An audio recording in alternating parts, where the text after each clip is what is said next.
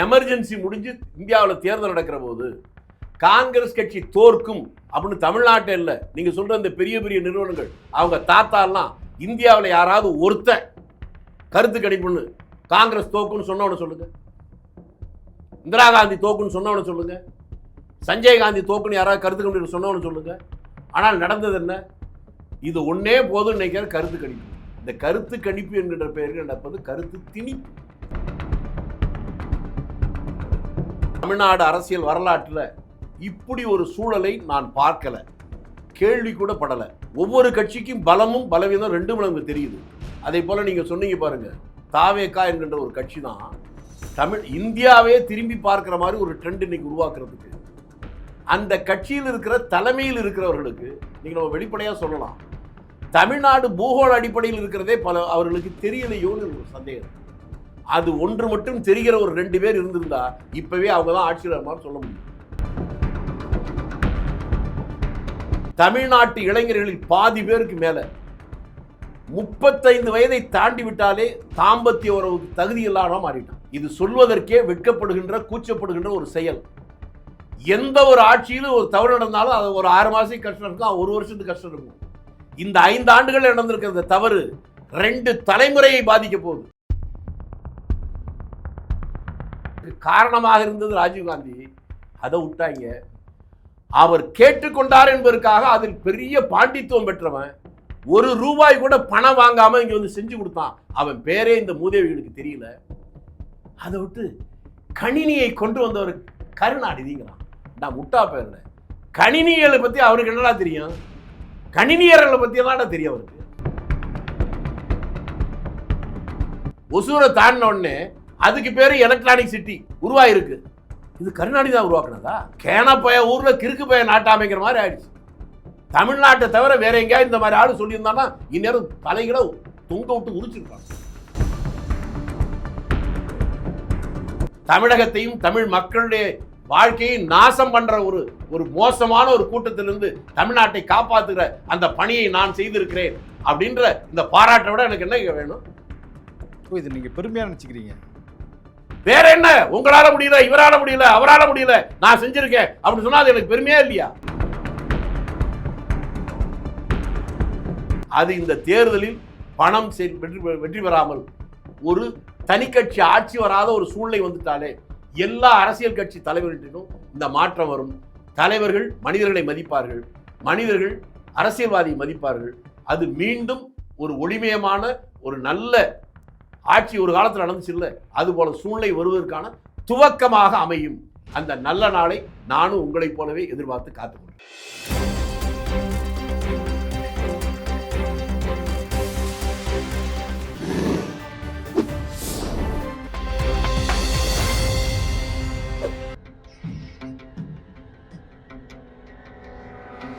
தமிழ் அலை நேயர்களுக்கு வணக்கம். இன்றைய சந்திப்பில் நம்மோடு இணைந்திருப்பவர் காங்கிரஸ் கட்சியின் மூத்த தலைவர்களில் ஒருவர் திருச்சி திரு வேலுசாமி அவர்கள். அவர்களை வரவேற்பதில் மகிழ்ச்சி. வணக்கம் சார். வணக்கம். நேற்று மாலையிலிருந்து தமிழ்நாடு முழுக்க அதாவது இந்த கருத்து கணிப்பு, தேர்தலுக்கு பிந்தைய கணிப்புகள் அப்படின்னு சொல்லி வெளிவந்து மக்களை பெரும் குழப்பத்திற்கு ஆளாக்கியிருக்கு. அதாவது இந்த கருத்து கணிப்புகள்லாம் யார் வெற்றி பெற போறா அப்படிங்கிற மாதிரி ஒரு தகவலை கொடுக்குது. நீங்க எப்படி பாக்குறீங்க அந்த கருத்து கணிப்பை? பதில சொல்லிட்டு திரும்பி கேள்வி கேட்டா நான் என்ன பண்றது? நீங்க என்ன சொன்னீங்க? கருத்து கணிப்புங்கிற பேர்ல மக்களை குழப்பி இருக்குன்னு சொன்னீங்களா? அப்புறம் உங்க கருத்து என்னன்னு கேக்குறீங்க? நீங்க குழம்பி இருக்கீங்களான்னு தெரிஞ்சு. நான் குழம்ப மாட்டேன், உங்களாலையும் நடக்காது, அதை வெளியிட்டவனாலையும் நடக்காது. கருத்து கணிப்பு என்பது சீரியஸா இருக்கிற யாரும் அதை கண்டுக்கவே மாட்டான். நான் இந்த பேட்டி சீரியஸா இருக்குன்னு நம்பிக்கையோடு உட்கார்ந்துருக்கேன். உங்களுக்கு புரியும். எக்ஸிட் போல் அதைத்தாங்க சொல்றேன். அதுவும் கருத்து கணிப்பு தானே. தேர்தலுக்கு பிந்தைய கணிப்பு. உங்க பக்கத்து வீட்டுக்காரர் யாருக்கு ஓட்டு போட்டா உங்களுக்கு தெரியுமா? தெரியுமா? உங்களுக்கு தெரியாது. பக்கத்து வீட்டுக்காரனே யாருக்கு ஓட்டு போட்டான்னு தெரியும். இந்தியா தமிழ்நாடு முழுக்க அந்த ஊர்ல இவ்வளவு, இந்த ஊர்ல இவ்வளவு உட்கார்ந்த இடத்துல சொல்லுவான். அதை நம்பினாது உங்க தப்பு சார். ஆனா கருத்து கணிப்பு நடத்தக்கூடிய நிறுவனங்கள்லாம் சொல்றாங்க, நாங்க நேரடியாக களத்துக்கு போய் வாக்களித்துட்டு வந்தவங்ககிட்ட நீங்க யாருக்கு வாக்களித்தீங்க நாங்க கேட்டோம். அவங்களே மொத்த தமிழ்நாடு முழுக்க 2500 பேர்ட்ட கேட்டோம் சொல்லிருக்காங்களா? தமிழ்நாட்டில் வாக்காளர் எவ்வளவு? 5 கோடி பேர். இவங்க கேட்டது 2500 பேர். அவனே சொல்லிட்டான். அதுக்கப்புறம் அதை சீரியஸா நம்புனீங்கன்னா நீங்க நல்ல தமிழர். அப்போ அதை நம்ப வேணாம் அப்படிங்கிறீங்க. நம்புனா அது உங்களுடைய பலவீனம்ங்க. இந்திய நாட்டுடைய வரலாறுல யாராலும் மறுக்க முடியாத, மறைக்க முடியாத அந்த சம்பவத்தை சொன்னாதான் சரியா இருக்கும். எமர்ஜென்சி முடிஞ்சு இந்தியாவில் தேர்தல் நடக்கிற போது காங்கிரஸ் கட்சி தோற்கும் அப்படின்னு தமிழ்நாட்டில் இல்லை, நீங்க சொல்ற இந்த பெரிய பெரிய நிறுவனங்கள் அவங்க தாத்தாலாம் இந்தியாவில் யாராவது ஒருத்த கருத்து கணிப்புன்னு காங்கிரஸ் தோக்குன்னு சொன்னவன சொல்லுங்க, இந்திரா காந்தி தோக்குன்னு சொன்னவன சொல்லுங்க, சஞ்சய் காந்தி தோக்குன்னு யாராவது கருத்து கணிப்பு சொன்னவனு சொல்லுங்க. ஆனால் நடந்தது என்ன? இது ஒன்னே போதும் நினைக்கிற கருத்து கணிப்பு. இந்த கருத்து கணிப்பு என்கின்ற பெயர்கள் நடப்பது கருத்து திணிப்பு. ஓகே, பொய், பச்சை பொய், கருத்து கணிப்பு. ஓகே சார், நீங்கள் சொல்கிற விஷயத்துலேருந்து நானே ஒரு இது கேட்குறேன். ஏன்னா இப்போ சமீபத்தில் நடந்த விஷயத்த சொன்னால் சரியாக இருக்குன்னு நினைக்கிறேன். 2011ஆம் ஆண்டு வந்து ஒரு கருத்து கணிப்பு வெளியிட்டாங்க. அப்போ திமுக ஆட்சியில் இருந்துச்சு. தொடர்ந்து 2011, 16 ஆண்டு காலத்திலையும் அவங்க தான் ஆட்சி அமைக்க போகிறாங்கன்னு சொல்லி பெரும்பான்மையான செய்தி நிறுவனங்கள் வெளியிட்டாங்க. ஆனால் அந்த தேர்தல் களத்தில் வந்த முடிவு வந்து திமுக வந்து எதிர்க்கட்சியாக கூட வர முடியாத ஒரு சூழ்நிலையில் இருந்துச்சு. இப்போ தான் நீங்கள் வந்து ரொம்ப குயித்தியாக, அதாவது சூதானமாக பேசுகிறது சேர்க்க சொல்லுவாங்க, அது மாதிரி பேசுகிறீங்க. அது மாதிரி தான் இப்போ வரப்போகுதுங்கிறது எவ்வளவு நாசுக்காக சொல்லிட்டீங்க பாருங்க. இல்லை, நான் அப்படி சொல்லலை. அதுக்கு அர்த்தம் அதுதானுங்க. நீங்கள் சொன்னதுக்காக அதுக்கு அர்த்தம் அதுதானுங்க. தொடர்ந்து இவங்க தான் ஜெயிக்க போறான்னு சொன்னாங்க, தோத்து போச்சு. நீங்க இப்போ எல்லா கருத்து கணிப்புகளும் திமுக ஜெயிக்க போகுதுன்னு வந்திருக்கு. அது தோக்க போதான் போகுது அப்படிங்கிறத இதை விட நாசுக்கா யாரும் சொல்ல முடியாது. நான் முதல்ல குறிப்பிடும்போது ஒரு விஷயத்த சொன்னேன், மக்கள் எல்லாம் குழப்புற மாதிரி இந்த கணிப்பு வந்திருக்குன்னு சொல்லி சொன்னேன். மாதிரி இல்லைங்க, குழப்பத்தான். இல்லை, அது எதுக்காக சொன்னேன் அப்படின்னா, கிட்டத்தட்ட 6 நிறுவனங்கள் வந்து இந்த கருத்து கணிப்பை வெளியிட்டிருக்கிறாங்க. அதில் 3 நிறுவனங்கள் வந்து திமுக மீண்டும் தொடர்ந்து ஆட்சி அமைக்கும் அப்படின்னு சொல்லியிருக்கிறாங்க. 2 நிறுவனங்கள் வந்து அதிமுக ஆட்சி அமைக்கும், ஆட்சி மாற்றம் ஏற்படும் அப்படின்னு சொல்லியிருக்காங்க. இன்னொரு நிறுவனம் சொல்லுது, இல்லை தாவேக்கா தான் ஆட்சி அமைக்கும், கிட்டத்தட்ட 90 இடங்களிலிருந்து 120 இடங்களை கைப்பற்றி தாவேக்கா ஆட்சி அமைக்கும் அப்படிங்கிறாங்க. இந்த 6 நிறுவனங்களுக்குள்ளே இவ்வளோ பெரிய குழப்பங்கள் இருக்குங்கிறத நான் குழப்பம்னு சொன்னேன். நான் தெளிவாக தாங்க, அதை நீங்கள் இது விவரம் சொல்லி சொல்கிறீங்க, நான் மொத்தத்திலே சொல்லிட்டேன். கருத்து கணிப்பு என்பதே குழப்பம், பொய், பச்சை பொய், கருத்து கணிப்புன்னு சொல்லிட்டேன். அப்புறம் அதுக்கு விளக்கத்தை நீங்கள் சொல்கிறீங்க. சரி சார், நீங்கள் வந்து தமிழ்நாடு முழுக்க உங்களுடைய கட்சியினர்கிட்ட பேசியிருப்பீங்க, தேர்தலில் போட்டியிட்ட வேட்பாளர்கிட்ட பேசியிருப்பீங்க, பொது ஜனங்கள்லாம் உங்ககிட்ட கூட, ஏன்னா ஒரு நீங்கள் அரசியலில் கிட்டத்தட்ட ஒரு 30-40 ஆண்டுகளுக்கு மேலே தொடர்ந்து இருக்கிறதுனால உங்ககிட்ட 55 வருஷம் ஆச்சு, நீங்கள் 40 எங்க 50க்கு மேலேன்னு வச்சுக்கோங்களேன். கிட்டத்தட்ட 55 ஆண்டுகள் ஆட்சியில் வந்து கிட்டத்தட்ட இல்லை, தீவிர அரசியலுக்கு வந்து 55 வருஷம் முடிஞ்சு வச்சிருங்க சார். தீவிர அரசியலுக்கு வந்து 55 ஆண்டுகள் ஆகிவிட்டது உங்களுக்கு. அந்த அடிப்படையில் இந்த தேர்தல் எப்படி இருக்கும் அப்படின்னு எங்களோட நேயருக்கு சொல்ல முடியுமா? இப்போ நான் முதல்ல அதை சொன்ன மாதிரிங்க, நான் ஒரு கருத்து கணிப்பு சொன்னேன்னா அது பொய், பச்சை பொய். நான் உங்ககிட்ட கருத்து கணிப்பு கேட்கல சார், ஒரு ட்ரெண்டை மட்டும்தான் சொல்லலாம். அந்த ட்ரெண்ட் என்னன்னா, இதுவரை தமிழ்நாடு அரசியல் வரலாற்றில் இப்படி ஒரு சூழலை நான் பார்க்கல, கேள்வி கூட படலை. ஒவ்வொரு கட்சிக்கும் பலமும் பலவீனம் 2 மடங்கு தெரியுது. அதே போல நீங்க சொன்னீங்க பாருங்க, தாவேக்கா என்கின்ற ஒரு கட்சி தான் இந்தியாவே திரும்பி பார்க்கிற மாதிரி ஒரு ட்ரெண்ட் இன்னைக்கு உருவாக்குறதுக்கு, அந்த கட்சியில் இருக்கிற தலைமையில் இருக்கிறவர்களுக்கு நீங்க நம்ம வெளிப்படையா சொல்லலாம், தமிழ்நாடு பூகோள அடிப்படையில் இருக்கிறதே பல அவர்களுக்கு தெரியலையோன்னு ஒரு சந்தேகம் இருக்கு.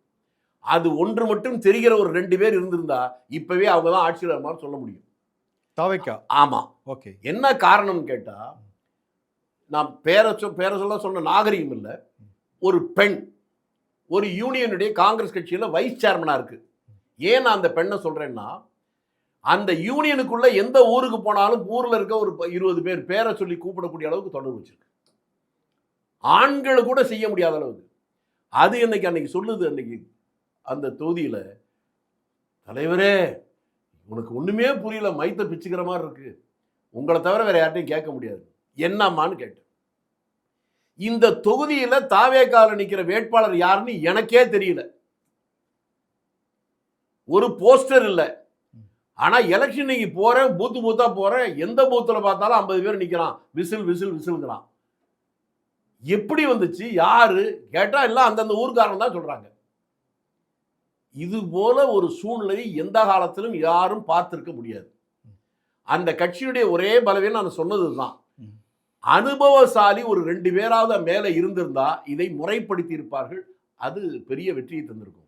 அதையும் தாண்டி அதை ஏன் கணிக்க முடியல? நான் அந்த பொண்ணு சொன்னதே திரும்பி சொல்றேன், வேட்பாளர் தெரியல, ஒரு போஸ்டர் ஓட்டல, ஒரு நோட்டீஸ் இல்லை, ஆனாலும் ஒவ்வொரு பூத்துக்கும் குறைஞ்சபட்சம் ஒரு 200 ஓட்டு இருக்கிறதா எனக்கு படுது தலைவரே. இது புதுசு, தமிழ்நாடு அரசியலுக்கு இல்லை, இந்திய அரசியலுக்கே புதுசு. அதனால இந்த தேர்தலை சாதாரணமாக தேர்தலை கணிக்க முடியாது மட்டும் இல்லை, இந்த தேர்தலை எவனாலும் கணிக்க முடியாது. ஆண்டவனே வந்தாலும் கணிக்க முடியாது. ஆண்டவன்னா அந்த ஆண்டவனே வச்சுக்கலாம், ஏற்கனவே அதிமுக வச்சுக்கலாம், அது வேற. ஜோசியம் தான் சொல்லணும். ஜோசியம் நம்ம ஊருக்காக ஜோசியம் சொல்ல முடியாது. கேரளாவுக்கு போங்க, பணிக்கர் ஒரு ஆள் தான் பிரசன்னத்தில் சொல்கிறாள். நீங்கள் சார் ஒரு விஷயம் சொன்னீங்க, இப்போ ஆண்டவனால் கூட இந்த தேர்தலை கணிக்க முடியாதுன்னு சொன்னீங்க. இந்த தேர்தலுக்கு முன்பு ஒரு நீங்கள் பேட்டியில் குறிப்பிட்டிருந்தீங்க, அதாவது திமுக ஆட்சி தொடர்ந்தால் இந்த ஆண்டவனை கூட இந்த நாட்டை காப்பாற்ற முடியாதுன்னு சொன்னீங்க. அதுக்கு அது பொருந்துங்க, ரெண்டும் பொருந்துங்க. அந்த ஆண்டவனும் பொருந்தும், ஏற்கனவே ஆண்டவனும் காப்பாற்ற முடியாதுன்னு அர்த்தம். ஆனால் தமிழ்நாட்டில் இப்போ தேர்தல் முடிவுகள்லாம் சொல்கிறது என்னென்னா, திமுக மீண்டும் ஆட்சி அமைக்குங்கிற மாதிரி சொல்கிறாங்களே. அப்போ யாரும் காப்பாற்ற முடியாதுன்னு அர்த்தம்.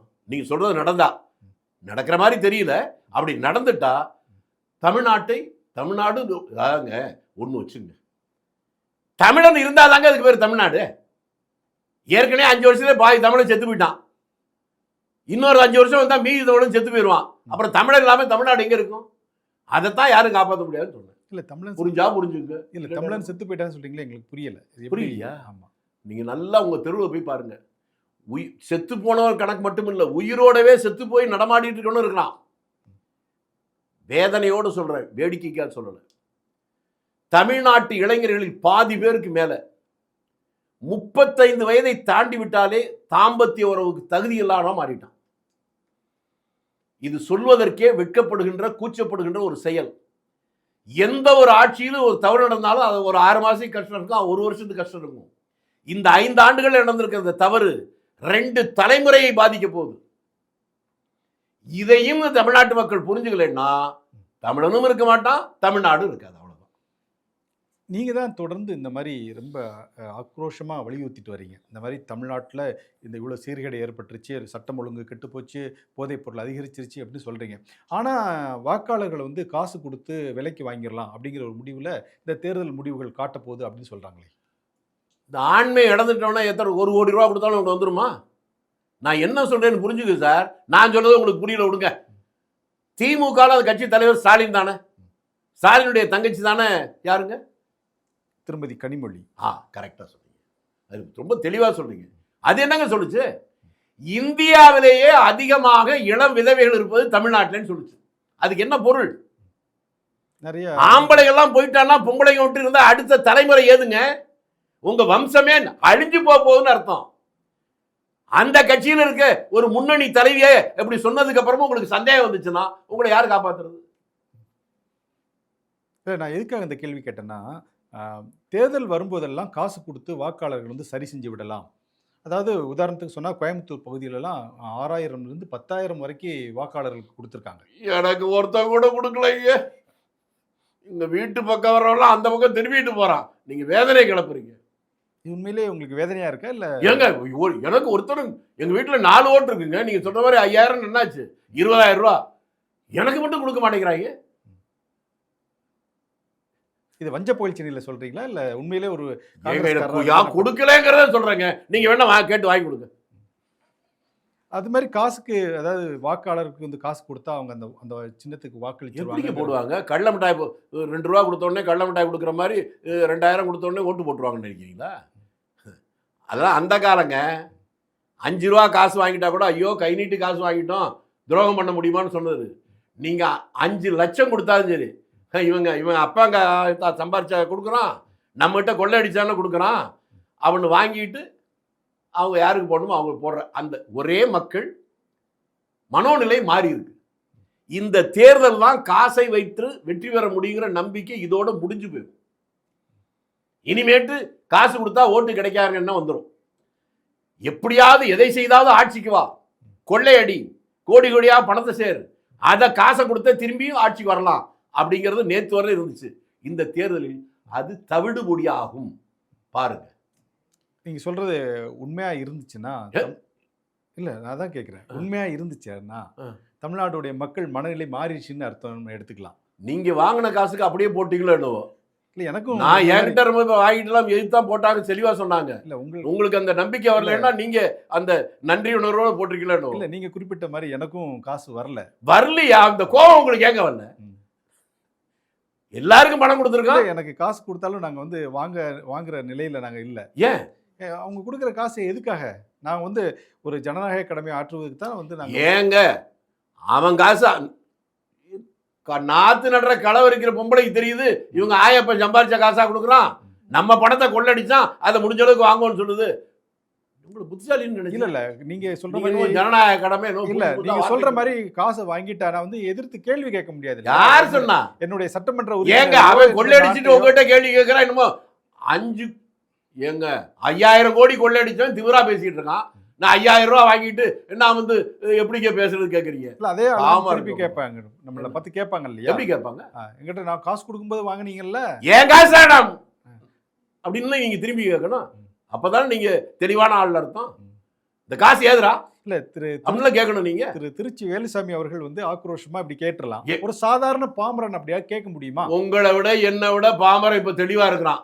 நீங்க தான் ரொம்ப அறிவாளி நினைச்சுக்காதீங்க. உங்களை தாண்டி அறிவாளி, நல்ல சட்டை கூட இல்லாத, நல்ல சேலை கூட கட்டாத, இன்னும் 90 வயசு கிழவி எல்லாம் தெளிவாயிருச்சு. நீங்க தான் இன்னும் தெளிவாகல. நாங்க இப்ப தெளிவா இல்லை அப்படிங்கிறீங்க? ஆமா, நீங்க பேசுறத பார்த்தா நீங்க தான் தெளிவா இல்லை. மக்கள் எல்லாம் தெளிவா இருக்காங்க. கிராமத்துல பூத்துக்கு முன்னாலே காசு வாங்கிட்டு உள்ள போய் ஒரு பூத்து ஏஜென்ட் சொன்னதை சொல்றேன். முன்னால காசு கொடுத்தாங்க அனுப்புறாங்க ஒரு கட்சிக்காரன், அதை வாங்கிட்டு வருதுங்க. 2 பாக்ஸ் இருக்குங்க. அதில் ஒரு பாக்ஸில் போயிட்டு எங்கெங்க விசிலை காணான்னு கேட்குது. அது அடுத்த பாக்ஸில் இருப்பானு போடுது. கண்ணுக்கு முன்னால் அது காசு வாங்கினதை பார்த்தேன். கிராமத்து கிளவியெல்லாம் தெளிவாயிடுச்சு. உங்களை மாதிரி சிட்டியில் இருக்கவங்க தெளிவாக இல்லைன்னா நாங்கள் என்ன பண்ணுறோம்? இன்னொரு கேள்வி இருக்குது, நீங்கள் இப்போ சொன்னதை வச்சு இன்னொரு கேள்வி. அதாவது நகரங்களில் தான் வந்து விசிலுக்கு வந்து அதிகமான வாக்குகள் விழுந்துச்சு, கிராமப்புறங்களில் விசில் அந்த அளவுக்கு எடுபடலைங்கிற ஒரு பேச்சும் இருக்கு. இப்போ நான் கிராமத்தில் தாங்க சொன்னேன். அதனால தான் நான் நீங்கள் ரொம்ப குழம்பி போயிருக்கீங்க. இன்னொன்று சொல்லட்டுமா உங்களுக்கு? சொல்லுங்க. தமிழ்நாட்டோட முதலமைச்சர் ஸ்டாலின் தானே? ஆமாம். நீங்கள் மெட்ராஸில் தானே இருக்கீங்க? ஆமாம். கொளத்தூர் தானே ஒரு தொகுதி? ஆமாம். அந்த தொகுதியில் ஸ்டாலினும் போனார், விஜயும் போனார். அங்கே யாருக்கு அதிக கூட்டம் இருந்துச்சு? ஆனால் இதில் திமுகவில் சொல்கிறது என்னென்னா, அவர் வந்து ஒரு ஸ்டார் வேல்யூ உள்ளவர், ஒரு நடிகர். அதனால் வந்து அவர் பார்க்க. ஸ்டாலின் நடிகர் இல்லையா? அவர் மகன் நடிகர் தானுங்க. ஓகே ஓகே, ஒரு கல் ஒரு கண்ணாடி. அதோட கூட்டம் வரணுமா இல்லையா? ஏன் வரல? கல் எடுத்து கண்ணாடியில் அடிச்சிட்டாங்க. முடிஞ்சு போச்சா கதை? இப்போதாங்க தெரியும். இப்போதாங்க கரெக்டாக பேசுறீங்க. ரொம்ப ஸ்லேடையாக பேசுறீங்க. அப்படியா சார்? அவர் நடிகருங்கனால கூட்டங்கள் வந்துச்சு அப்படின்னு தான் சொல்லப்படுது. நீங்க அவர் போற இடத்துலலாம் அந்த எத்தனை தடவை சொல்றது? ஸ்டாலின் நடிகர் தான், ஸ்டாலின் பையன் நடிகர் தான், ஸ்டாலினுடைய தம்பி பையன் நடிகர் தான், எல்லாம் ஹீரோ நடிச்சவங்க தானே. அவங்க அப்பாவே நடிகர் தான், காகித பூக்க தானே. அவங்க சித்தி யாரு? யாருங்க? எனக்கு தெரியல. இவ்வளவு விவரமா பேசுறீங்க. கனிமொழி அம்மா அவங்க சித்தி தானுங்க. ராஜாத்தி என்ற தர்மம் அவங்களும் நடிகர் தானே. அந்த ஒட்டுமொத்த குடும்பமே நடிகர்களுங்க. இவர் ஒரு ஆள் நடிகருக்கே கூட்டம் வருதுன்னா ஒட்டுமொத்த குடும்பமே நடிகர்கள், நாடே இல்லை திறந்து வரணும். அதனால சிந்தனையை மாத்திக்கங்க. அந்த தொகுதியிலே உங்களுக்கு நீங்க சொன்னீங்க கிராமத்துல தான் இருக்கு, நகரத்துல இல்லைன்னு சொன்னீங்கல்ல. அதுக்காக சொல்ல வந்தோடனே உங்க பலவீனத்தை ஏற்றுக்கொள்வதற்கு துணிவு இல்லாம அதை மடைமாத்துறீங்க. நகரத்துல கிராமத்தை விட அதிக ஆதரவு இருக்குன்னு அர்த்தம் விஜய்க்கு. சார் நீங்க சொன்னதுதான் சொல்றேன். விஜய்க்கு யாரா வேணாலும் இருக்கட்டும், திமுகவை விட மற்றவங்களுக்கு இருக்குன்னு வச்சுக்கோங்களேன். சரி சார், இப்போ சமீபத்தில் திராவிட முன்னேற்ற கழகத்திலிருந்து ஒருத்தர் பேசினதான் சமூக வலைத்தளங்களில் வைரலாக பயங்கரமாக போயிட்டுருக்கு. அதாவது தமிழ்நாட்டில் உள்ள, அதாவது தகவல் தொழில்நுட்பத்துறை இருக்கலாம், மென்பொருள் சாஃப்ட்வேர் இன்ஜினியர்ஸ் எல்லாம் இன்றைக்கி படித்து தட்டில் சாதம் போட்டு சாப்பிட்றாங்கன்னா அதுக்கு திமுகவும் கருணாநிதியும் கொடுத்த குடை தான். அதனால் வந்து நீங்கள்லாம் போய் எங்ககிட்ட சாப்பிட்டுட்டு நாங்கள் கலைஞர் கருணாநிதி அவர்கள் போட்ட சாப்பாடை சாப்பிட்டுட்டு தாவேக்காக்கு போய் ஓட்டு போட்டிங்களே அப்படின்னு ரொம்ப ஆதங்கத்தை வெளிப்படுத்தியிருக்காரு சார். ரொம்ப அவர் வந்துங்க வஞ்ச புகழ்ச்சின்னு ஒன்று தமிழில் இருக்குது தெரியுமா உங்களுக்கு? அவர் அப்படி அழகாக சொல்லியிருக்காரு. விவரம் தெரிஞ்சவனுக்கெல்லாம் புரியுது. உங்களுக்கு புரிஞ்சா நீங்கள் விவரம் தெரிஞ்ச ஆள், புரியலன்னா நீங்கள் விவரம் தெரியாத ஆள். இப்போ நான் சொல்கிறேன், 2-3 கேள்வி கேட்குறேன், அதில் உங்களுக்கு புரியும். யார் பேசினாரு? அவரே ஒரு 6 மாதத்துக்கு முன்னால் எல்லாம் விஜய்க்கு பின்னால் இருக்கவெல்லாம் தற்கொலைன்னு சொன்னாரா? விஜய் பின்னாளர்கள்லாம் தற்கொலை பயலுங்க, அந்த ஆள் பேசுறது பேச்சு கரெக்டா? கரெக்ட். இப்ப ஐடி படிச்சவ எல்லாரும் விஜய் ஆதரவாளர்லாம் ஐடி படிச்சவங்களாம் தற்கொலைன்னு அர்த்தம். சரியா? அந்த ஐடி படிக்கிறவங்க எல்லாரையும் படிக்க வச்சவன் யாரு அப்படின்னா கருணாநிதிங்கிறாரு. அப்ப தற்கொலை கூட்டத்துக்கே தலைவர் அவர் அர்த்தம். இது புதுசா இருக்கு. இது புதுசா இருக்கு. அதுதாங்க புதுசா போறதுங்க. அவர் வஞ்ச புகழ்ச்சின்னு சொல்லி இருக்கிறாரு. உங்களுக்கு புரியல. ஆனா இப்ப வெளிப்படையா பேசுவோம். ஐடினாலும் அவருக்கு தெரியல, சொல்றவனுக்கும் புரியல, கேட்கிறவனுக்கும் புரியல. இந்த கொடுமையை எங்க போய் சொல்றது? அதனால சொல்லித்தான் ஆகணும். ஐடி என்கின்ற ஒரு சிந்தனை உலகத்தில் உருவாகிற போது அந்த நேரத்தில் இந்தியாவில் பிரதமராக இருந்தது ராஜீவ்காந்தி. ராஜீவ்காந்தி அதை கொண்டு வரணும்னு நினைக்கிறார், எதிர்காலத்துக்கு நல்லதுன்னு. ஆனா உலகம் முழுக்க அதை பற்றி தெரிந்த எந்த நாடும் இல்லை. ஒரு கருத்தை உருவாக்குற போது இந்தியாவில் இருக்கக்கூடிய கம்யூனிஸ்ட் கட்சி அந்த தொழிற்சங்கம் மட்டுமல்ல, காங்கிரஸ் கட்சியுடைய ஐஎன்டியூசி தொழிற்சங்கமும் சரி, திமுகவுடைய தொழிற்சங்கமும் சரி, இந்தியாவில் இருக்க எல்லா தொழிற்சங்கங்களும் அதை எதிர்த்து போராடுது. அதுக்கு சொல்லப்பட்ட காரணம், இந்தியாவில் ஏற்கனவே மக்கள் தொகை அதிகமா இருக்கு, வேலையில்லா திண்டாட்டம் இருக்கு. இந்த ஐடி கணினி வந்து விட்டால் வேலையில்லா திண்டாட்டம் இன்னும் அதிகமாயிரும் அப்படின்னு சொன்னாங்க. அது மட்டுமல்ல, அடுத்ததெல்லாம் சொன்னா தான் பல இந்த உண்மைகள் தெரியாதனாலே இந்த கிறுக்கு பெயர்கள் சொல்றதெல்லாம் ட்ரெண்ட் ஆயிட்டு இருக்கு. இது மட்டுமல்ல, காங்கிரஸ் கட்சிக்கு உள்ளேயே கேபினெட்ல அவர் பேசுறாரு, அவருடைய கருத்தை கேபினெட் அமைச்சர்கள் ஒருவர் கூட ஏற்றுக்கொண்டார். அதுக்கப்புறம் கட்சியினுடைய காரிய கமிட்டி, நீங்க செயற்குழுன்னு சொல்றீங்கல்ல நல்ல தமிழ்ல, அது காரிய கமிட்டியில் சொல்றாரு, ஒருவரும் ஏற்றுக்கொள்ளல. ஆனாலும் அதில் அது பிடிவாதமா இருக்கிறாரு. இதை கொண்டு வரணும். இந்த தொழில்நுட்பத்தை யார் அதிகம் தெரிஞ்சவங்க வரும்போது விசாரிச்சா அமெரிக்காவில் ஒருத்தன் பேர் சொல்றாங்க. உடனே அவனுடைய நம்பரை வாங்கி இவரே பேசுறாரு. இவர் சொல்லி ராஜீவ்காந்தி இந்தியாவுடைய பிரதம மந்திரி பேசணும் அவன் மகிழ்ச்சியில சொல்லுங்கன்றான். அதுக்கு ஒரு காரணம் இருக்கு. என்னன்னு கேட்கிறாங்க. இது போல இந்த கணினி தொழில்நுட்பத்தை எங்க நாட்டில் உருவாக்கணும்னு நினைக்கிறோம். நீங்க ரொம்ப விவரம் தெரிஞ்சவர் சொல்றாங்க, அதனால உங்களுக்கு என்ன சம்பளம் வேணுமோ அவ்வளவு, நீங்க என்ன சொல்றீங்களோ நான் பேரமே பேசாம சம்பளம் கொடுக்குறேன், நீங்க எங்களுக்கு உதவி பண்ணணும். உடனே அவன் சொன்னான் பாருங்க, அவன் பேரை தெரிஞ்சிருந்தா இந்த முட்டா பேர்களுக்கெல்லாம் நன்றி உணர்வு இருக்குன்னு அர்த்தம். அவன் சொன்னான், நான் அமெரிக்கன் தான், ஆனா 3-4 தலைமுறைக்கு முன்னால எங்க மூதாதையர்கள் இந்தியாவிலிருந்து வந்தவங்க. ஆக நான் ஒரு இந்திய வம்சாவளி குடியினர். எனக்கு இப்படி என்னுடைய தாய் மண்ணில் இருக்க அந்த நாட்டுக்கு முன்னேற்றத்துக்காக செய்வதற்கு ஒரு வாய்ப்பு எனக்கு கிடைச்சிருக்கு. ₹1 கூட எனக்கு நீங்க தர வேண்டாம், நான் வேலை செய்யறேன்னு சொன்னான். கோடிக்கணக்கில் கேட்டாலும் கொடுக்க தயாரா இருக்கும்போது ₹1 கூட பணம் வாங்காமலே என்ன சொல்லியும் கேட்காம வருடக்கணக்கில் இங்க தங்கி இதை உருவாக்கணும். அது பேர் என்னன்னு தெரியுமா? எங்களுக்கு தெரியல. அதனால தான் நீங்க பெரிய அறிவாளி, பெரிய மெத்த படித்தவர், மேதாவிகள். சாம் பெட்ரடோன்னு பேரு. சாம் பெட்ரடோ. அவன் தான் இதை உருவாக்கணும். சொந்த கட்சி செயற்குழு ஏற்றுக்கொள்ளல, கேபினெட்ல ஒரு மந்திரி ஏத்துக்கல, சொந்த கட்சி மட்டுமில்லாமல் எந்த கட்சியில் இருக்க எந்த தொழிற்சங்கமும் ஏத்துக்கல. இது என்ன அநியாயமா இருக்கு? ஏற்கனவே வேலையில்லா திண்டாட்டம் இருக்கிற போது இந்த கணினி கொண்டு வந்தா போயிருன்னு சொல்லுச்சு. அதை மீறி கொண்டு வர்றதுக்கு காரணமாக இருந்தது ராஜீவ்காந்தி. அதை விட்டாங்க. அவர் கேட்டுக்கொண்டார் என்பதற்காக அதில் பெரிய பாண்டித்துவம் பெற்றவன் ₹1 கூட பணம் வாங்காம இங்க செஞ்சு கொடுத்தான். அவன் பேரே இந்த மூதேவிகளுக்கு தெரியல. அதை விட்டு கணினியை கொண்டு வந்தவர் கருணாநிதிங்கிறான். முட்டா பேர்ல கணினிகளை பத்தி அவருக்கு என்னடா தெரியும்? கணினியர்களை பத்தி என்னடா தெரியும் அவருக்கு? வாழ முடியாதவள், வழுக்கி விழுந்தவள், போலீஸ்காரன் மகள், வான்கோழி, அவரெல்லாம் எழுதுற கதை, அதெல்லாம் பேசினா மாறி போயிடும். இதாடா அவருக்கு தெரியும். உங்க எல்லாருக்கும் தெரிஞ்ச ஒன்று சொல்லட்டுமா? ஒரு படத்துல காகித ஓடம் கடலலை மீது போவது போலே மூவரும் போவோம். அது எது காரணம் என்ன யோசிச்சு பாருங்க. அக்காவான் இவன் தம்பியான் இளம் வயதுல பிரிஞ்சுட்டாங்களாம். இந்த 2 பேரும் ஒன்னா கூடுறதுக்கு போய் படுக்கிற போது அப்பதான் தெரியுதான் அக்கா தங்கச்சின்னு. மனசு நொந்து போயிட்டாங்களாம். காகித ஓடம் கடலை போலே மூவதும் போவோம்னு இப்படியெல்லாம் எழுதி தமிழ்நாட்டு மக்களுக்கு அறிவை வளர்த்தவர். அதுதான் அதுக்கு பேர் தான் கணினியா? அதுதான் ஐடியா? இந்த பைத்தியக்காரன் சொல்றானா அதுக்கு போய் இந்த ஊர்ல அதுக்கு ஒரு பெரிய விஷயம் போயிட்டு இருக்கு. அதுதான் அவர் சொல்லி சிலாகிச்சுக்கிறாரு. என்ன அதான் தமிழ்நாட்டுக்கு வந்து ஐடிஐ தொழில்நுட்பத்தை கொண்டு வந்ததே திமுக. சார் அதை இன்னொன்னு சொல்றேன் சார், அதை வெளிப்படையா சொல்லிடுவோம் சார். ஏன்னா இப்ப அவங்க கட்சியிலே இருந்தாலும் சரி, அடுத்து ஒன்று முக்கியம், நல்ல வேளை முக்கியமான ஒன்று சொன்னாதான் இந்த மூதேவிக்கு புரியும். முதலில் இன்றைக்கு நீங்க போயிட்டு வந்தாதான் தெரியும். நீங்க ஹைதராபாத் போயிருக்கீங்களா? போயிருந்தா தெரியும், இல்லைன்னா நான் சொல்றேன் மற்ற பவனங்களை தெரிஞ்சுக்கிட்டோம். ஹைதராபாத்ல இருந்து ஒரு 15 கிலோமீட்டர் தாண்டி சார்மினார் டவர்னு ஒன்று இருக்கும். அங்கிருந்து அங்கே போகும்போது இப்போ போனீங்கன்னா நான் சொல்றதா நீங்க நம்பவே மாட்டீங்க. நான் என்ன பைத்தியம் மாதிரி நினைப்பீங்க. வெளிநாடு மாதிரி இருக்கு இப்போதைக்கு.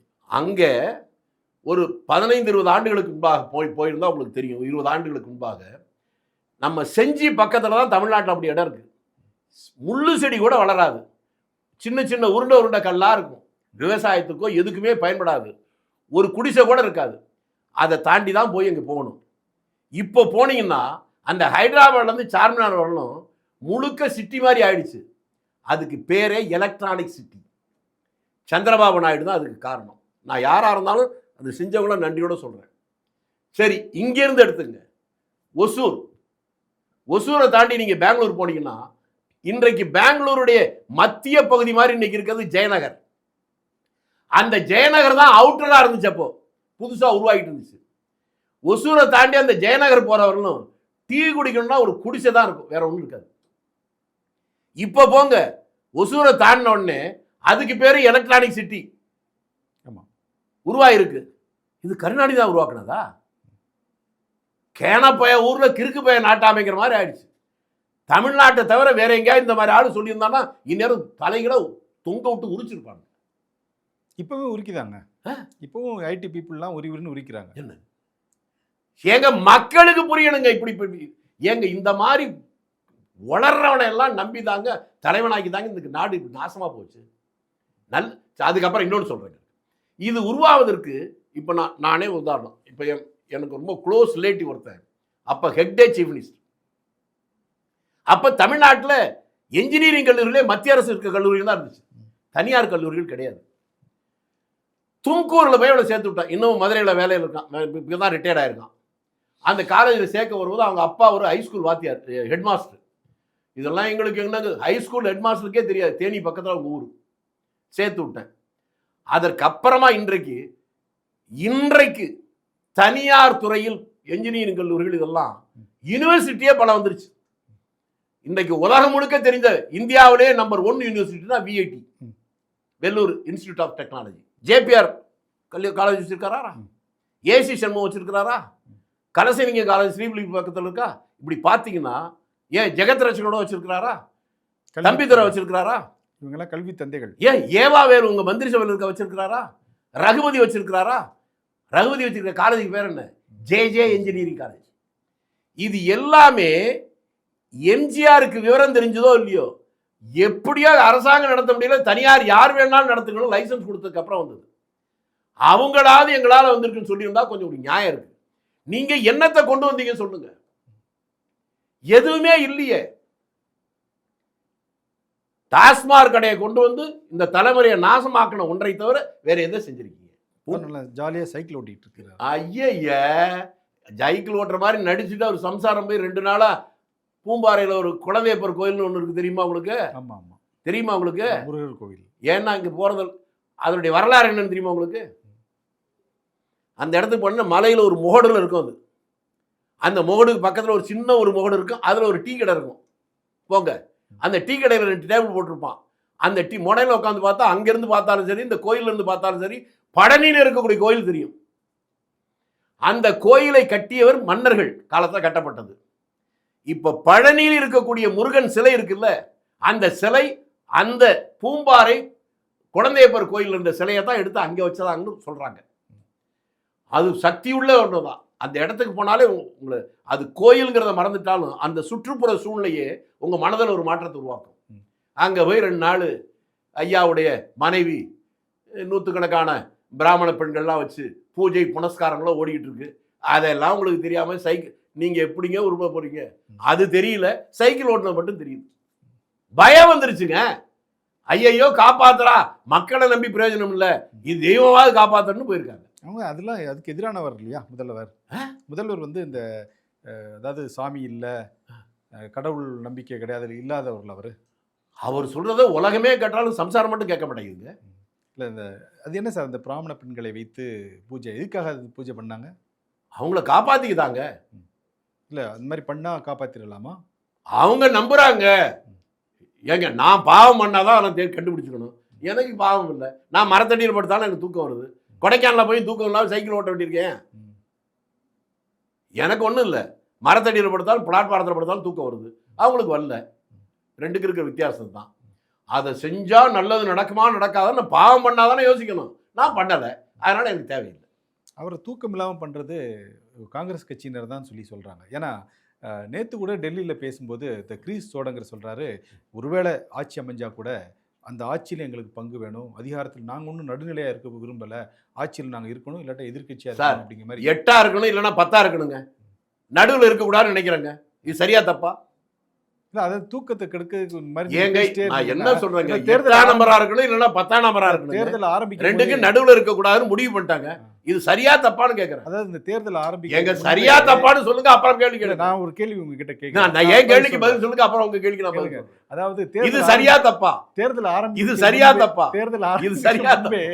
சரியா தப்பான்னு பாட்டு பாட வச்சிருக்கீங்க போட்டு. அதாவது திருச்சி வேலுசாமி அவர்கள், மாணிக் தாகூர் அவர்கள், ஜோதிமணி உள்ளிட்ட பிரவீன் சக்கரவர்த்தி உள்ளிட்டோர்லாம் வந்து சுமூகமாக இருந்த ஒரு கட்சி, ஒரு இன்டாக்டாக இருந்த கட்சி கூட்டணியை வந்து என்ன பண்ணீங்கன்னா ஆட்சியில் பங்கு, அதிகாரம். இன்டாக்டாக இருந்ததுனால தான் காமராஜரை பற்றி கேவலமாக பேசினாங்களா?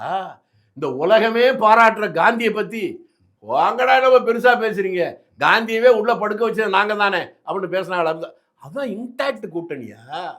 மானம் இருக்கிறவன், ரோஷம் இருக்கிறவன், உப்பு போட்டு சோறு திங்கிறவன், காங்கிரஸ் இருக்க அவ்வளவு பேரும் எங்க கூட தான் இருக்கிறான்.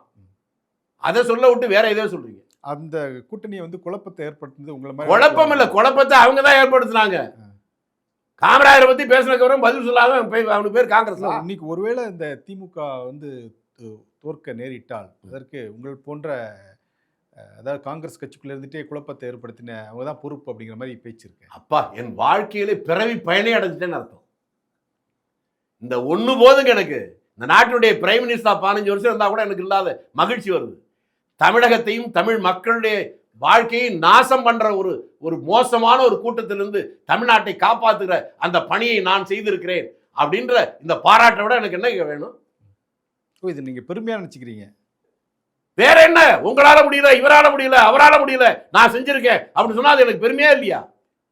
அந்த பெருமைக்கு தான் கௌரவப்படுத்த விதமா மாநில, அதாவது காங்கிரஸ் கமிட்டியோடைய மாநில தலைவரை மாற்ற போறதா ஒரு பேச்சு அடிபட்டு இருக்கு. டெல்லியில இது சம்பந்தமா பேச்சுவார்த்தை இருக்குன்னாங்க. காங்கிரஸ் கட்சியில அடிக்கடி மாறுங்க, இதெல்லாம் ஒன்றும் பிரச்சனை இல்லை. இல்ல உங்க பேர் கூட அடிபட்டதா நாங்க கேள்விப்பட்டேன். என் பேர் அடிபட்டுருச்சுன்னு சொல்றீங்களா? என்ன சொல்றீங்க? போஸ்டர்லாம் நிறைய நாங்க பார்த்தோம். அது வரணுங்க. நான் இப்போ சொல்றேன், எனக்கு ஒன்றும் ரகசியம் கிடையாதுங்க. மன்மோகன் சிங் அடுத்து பிரைம் மினிஸ்டரா என்ன போடுறதுனாலும் நான் யார்கிட்டையும் போய் கைகட்டி நிற்க மாட்டேன். அவர்கள் என்னை இந்த வேலை செய்ய என்றால் செய்வேன், அதுக்காக எனக்கு ஏதாவது செய்யுங்கன்னு சொல்லி போய் நிற்க மாட்டேன். இதுதான் நான். இதை நீங்க எப்படி வேணாலும் எடுத்துங்க. இது என்னுடைய பேசிக் கேரக்டர். இல்லை நிறைய சமூக வலைத்தளங்கள்லாம் வந்து இந்த மாதிரி அவர்கள், நீங்க முதல்ல சொன்னீங்க பாருங்க, அதை புரிந்து கொண்ட காங்கிரஸ் தொண்டர்கள் அதை செய்யறாங்க. என் மேல இருக்கக்கூடிய அந்த காட்டுற அந்த அன்பு, அந்த மரியாதை, அதற்காக அவர்களுக்கு நான் நன்றி கடன் பட்டிருக்கேன். என் உயிர் உள்ள வரை நீங்க சொல்ற மாதிரி ஏதாவது ஒரு சூழ்நிலை வந்தாலும், என் வயதாயிட்டாலும் செத்தாலும் அந்த பணியில் சாவேன ஒழிய முடிந்த அளவுக்கு அந்த பணியை செவனே செய்வேன்.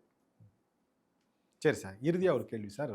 மே 4ஆம் தேதிக்காக இந்த தமிழ்நாடு மட்டும் இல்லாமல் 5 மாநிலத்தில் உள்ளவங்க எதிர்பார்த்துட்டு இருக்காங்க. அதாவது கேரளாவிலேருந்து வர கணிப்புகள்லாம் வந்து காங்கிரஸ் மீண்டும் அங்கே ஆட்சி அமைக்கக்கூடிய வாய்ப்பு இருக்குது அப்படின்னு சொல்கிறாங்க. தமிழ்நாட்டில் 4ஆம் தேதி வரைக்கும் அந்த குழப்பமான சூழ்நிலை நிலவத்தான் செய்யும். எப்படி சார் இருக்கும் இந்த தேர்தல் முடிவுகள்லாம்? தேர்தல் முடிவுகள் மற்ற நான் முன்னால் சொன்ன மாதிரி கருத்து கணிப்பு மாதிரி சொல்ல வரும்ல, அந்த ட்ரெண்டை ஓரளவுக்கு கணிக்க முடியுது, அவ்வளவுதான்.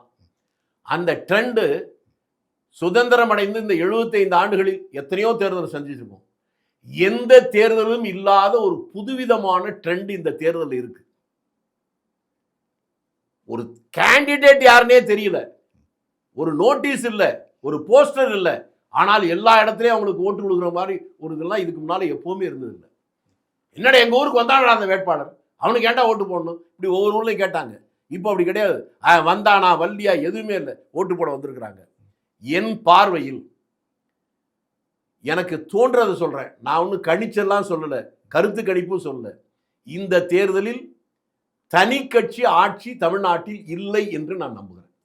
Okay sir. அதுவே இந்த கேடுகட்ட தமிழக அரசியல் உலகத்திலிருந்து ஒரு நல்ல சூழ்நிலை உருவாவதற்கான துவக்கமாக நான் நினைக்கிறேன்.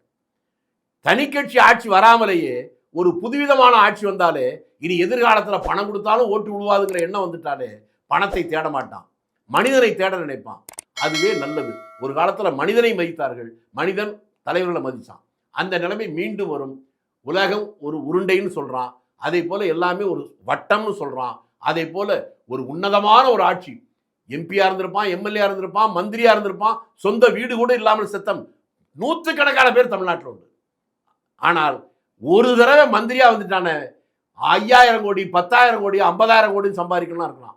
காலேஜில் படிக்கும்போது ஃபீஸ் கட்ட முடியாத, நான் ஒரு உதாரணத்துக்கு சொல்கிறேன், ஒரு ஆள் மந்திரியாக இருந்தோடனே வெறும் மணல் கொள்ளையில் மட்டுமே 60,000 கோடி சம்பாதிச்சிருக்காரு. நான் சொல்லைங்க, குடியாத்தம் குமரன் ஒரு திமுக வர சொன்னாரா, அவங்க கட்சியினுடைய பொதுச் செயலாளர். இந்த மாதிரி எல்லாம் போச்சு இல்லை. அது இந்த தேர்தலில் பணம் வெற்றி பெறாமல் ஒரு தனி கட்சி ஆட்சி வராத ஒரு சூழ்நிலை வந்துட்டாலே எல்லா அரசியல் கட்சி தலைவர்களிடம் இந்த மாற்றம் வரும். தலைவர்கள் மனிதர்களை மதிப்பார்கள், மனிதர்கள் அரசியல்வாதியை மதிப்பார்கள். அது மீண்டும் ஒரு ஒளிமயமான ஒரு நல்ல ஆட்சி ஒரு காலத்தில் நடந்துச்சு இல்லை, அதுபோல சூழ்நிலை வருவதற்கான துவக்கமாக அமையும்.